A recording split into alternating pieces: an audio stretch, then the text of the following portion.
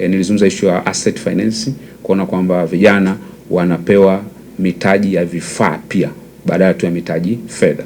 Na serikali imeweka mazingira mazuri sana. Kuna capital goods ambazo zikiingizwa hapa zikiwemo machinery, zimeondolewa ushuru kwa vijana. Kwa hiyo unaweza ukaulizia, tunataka tuwape hizo taarifa. Kama unataka kutengeneza mtambo wa kuzalisha kitu fulani, ukuta ushuru wake upo. Kwa hiyo vijana wanaweza kuagiza wakafanya jambo fulani. Tunachotaka sio tu tuwapatie vijana pesa kidogo kidogo, tunataka tukuze makampuni yao.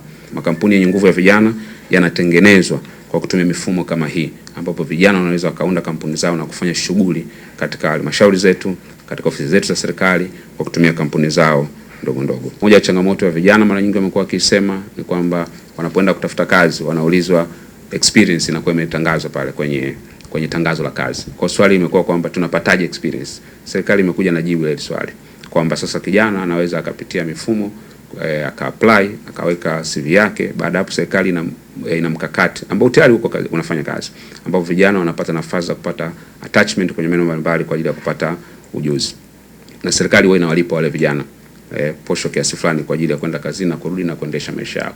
Kwa mpango huu tutaendelea kuusukuma uwe ni sehemu nzuri ya vijana kupata uzoefu, ili kesho na keshokutwa kijana anapoulizwa experience anakuwa tayari kuna jambo ambalo ameshalifanya kwa mikono yake. Pia kupitia programu hizi zaidi ya vijana 1,154,778 wamejumlishwa katika programu hizi, ikiwemo programu inayohusika na urasimishaji wa ujuzi.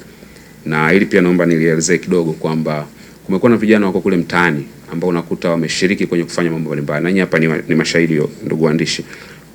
Ukiwa na gari yako unaweza kukuta gari ni very complicated, lakini kijana tu yuko kule mtaani amefanya kazi miaka 4-5 na ni mtaalamu, akisikia tu sauti ya gari yako anajua tatizo ni nini.